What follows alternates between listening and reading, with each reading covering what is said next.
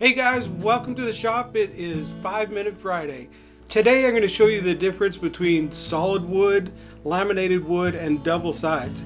You may be asking, why is this important? It's a difference between a $50 guitar and a $5,000 guitar. Even if you're not going to be building a guitar in your near future, you need to know this for the next time you go to buy a guitar, because the factories use these methods as well.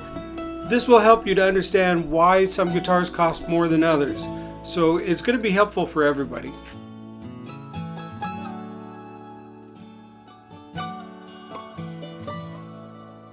So you have no idea what double sides are or what that even means. And that's okay. Most people don't.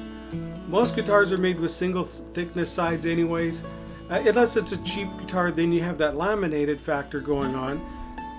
Let me give you an analogy so you can understand why I like double sides. If you take a drum skin and you put it over top of a cardboard box, for example, get it on there as tight as you can, and you hit that drum skin, you're going to get a real mushy note because that cardboard really can't hold the drum skin out really tight. There's just too much give. Now if you take that same drum skin and you put it on a steel pipe and clamp it down nice and tight and give that thing a whack, you're going to get a nice popping sound, a nice clean crisp note, because that drum skin is doing what it's supposed to. It's vibrating up and down, giving you the sound. Double sides are the same way. They are much stronger than a single side, and I'll show that to you a little bit later on. Because they're so strong, the rim of that guitar is very rigid. I believe that the sides of the guitar should be as rigid as absolutely possible, and the reason for that is that drum skin. I don't want to be strumming on the strings, having the top vibrate and the sides dampening that movement of the top.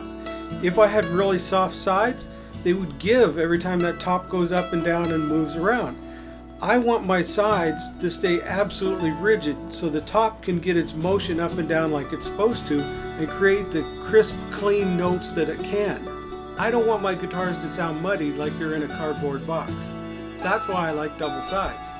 Besides adding strength to the guitar, double sides also add a lot of sustain because now the top can do what it's supposed to and it's not getting slowed down by the sides.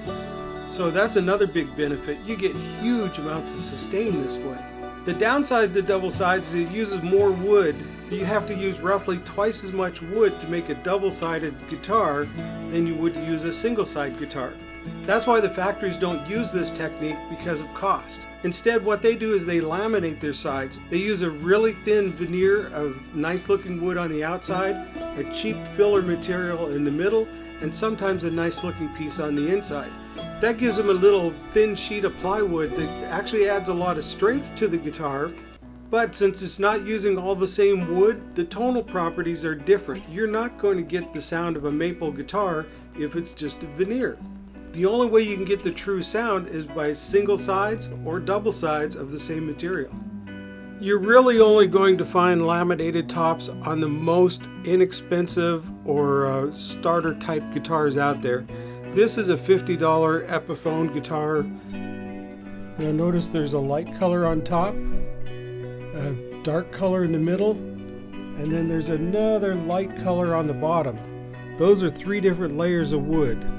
Here's a little better example of what laminating looks like.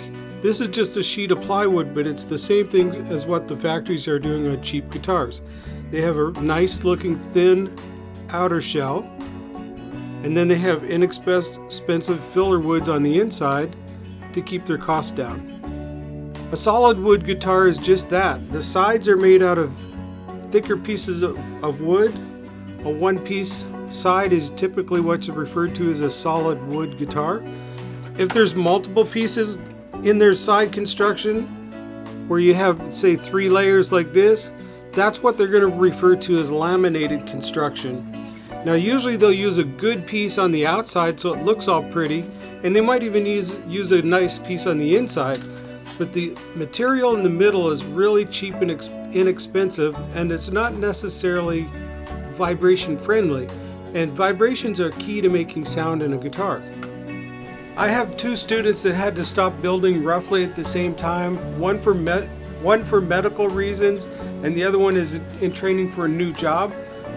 But they were building the exact same body style in two completely different ways. So that's given me a very unique opportunity to show you guys the difference between double sides and single sides, laminated kerfing and factory regular type kerfing, and the difference it makes over time. If you don't know what kerfing is, I'll just quickly show you. Kerfing is what we glue to the inside of the guitar to give a bigger gluing surface when we glue on the top or the back.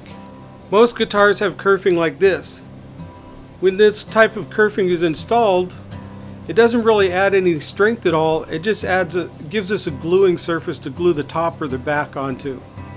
Here's the guitar that the first student built.